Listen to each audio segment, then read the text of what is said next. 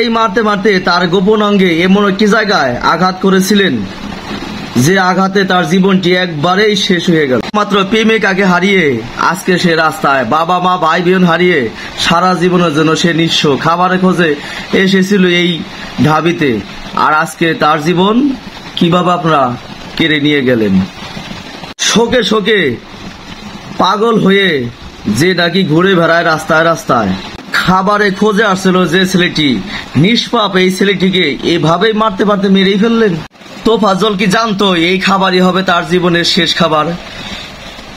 নিহত ব্যক্তি তো নিজেও জানে না কেন তাকে মারা হলো। চোর হোক আর ডাকাত হোক, একটা মানুষকে কেউ এইভাবে মারতে পারে? পুরাই হারন স্টাইল।